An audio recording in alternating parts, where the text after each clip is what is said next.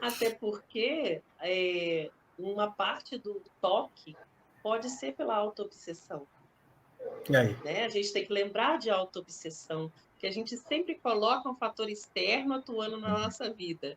Eu sou um coitado e vem um irmão que compraz no erro e vem me atormentar. E, na verdade, não é isso. Nós nos afinizamos, nós combinamos e hoje nós É? estamos nos reajustando. Então, a autoobsessão, que a culpa é o seu princípio, porque a autoobsessão parte da culpa. Quando eu me sinto culpado, quando eu me sinto não merecedor, quando eu acho que tudo vai acontecer para mim de pior, eu vou entrando nesse processo autoobsessivo. E isso é uma grande margem para as outras obsessões. Então, uma principal luta que a gente tem que ter de não culpa. Errei, errei, mas eu vou ficar me culpando e me martirizando, me flagelando? Não, errei. Aonde? O que eu tenho que fazer então? Modificar. Por onde eu começo? E começar. Porque senão a gente fica Auto-perdão. só. Exato, porque senão a gente fica só naquele quadro de eu sou um pecador, eu sou um errado, eu sou, né? Aquelas frases que a gente ouve por aí. Ah, eu não tenho jeito mesmo, tudo que eu faço está errado. Gente, o que você está se convencendo? A gente sabe que o que a gente fala reverbera em nós mesmos. Então, quando você fala tudo que eu faço dá errado, eu não tenho jeito mesmo, olha que mensagem que você está se enviando. E aí a gente cai nessa autoobsessão. E uma outra coisa que você falou que é importantíssima a gente falar sempre que fala dos transtornos, das condições reencarnatórias, de tudo isso, não há regra. Eu não posso falar que uma pessoa que veio com autismo porque praticou aquilo.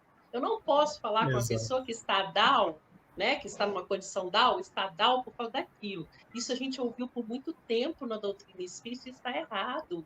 Eu posso falar está errado mesmo, com todas as letras.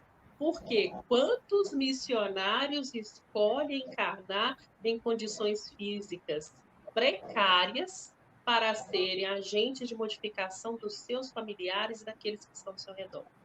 Aí nós vamos falar que esses missionários estão numa condição Down de autismo ou passando por as questões físicas porque eles foram muito maus, porque eles erraram na encarnação anterior, porque eles tiraram a própria vida? Não. Então não tem regras. A gente não pode olhar para uma pessoa e falar, ah lá, tirou a própria vida, por isso que está assim.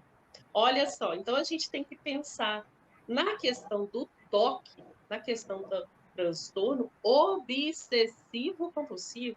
A gente sabe que tem um elo de erro entre alguém e pelo menos mais um espírito, né? E a gente já tem que falar isso, pelo menos mais um, que a gente não sabe Sim. quantos. Mas pelo menos mais um espírito, porque senão não seria obsessivo, né?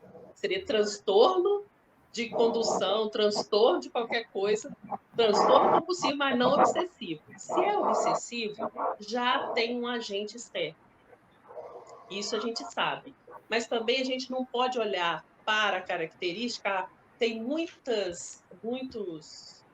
tem muita compulsão, ou tem muitas ações repetitivas. Esse aqui está no extremo, ele é grande errado, né? Ele errou demais. Esse aqui só tem algumas maniazinhas, ele errou pouco. A gente não pode determinar isso. Isso vai de cada um.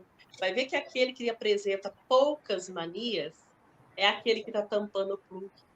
Ele traz um erro maior, às vezes, que do outro, mas ele está se vigiando, ele está fazendo as terapias que precisa, tanto na parte medicinal quanto na parte espiritual. Ele está tampando o plug, ele não está deixando a vazão, mas ele está com um erro, às vezes, maior que aquele que apresenta muitas reações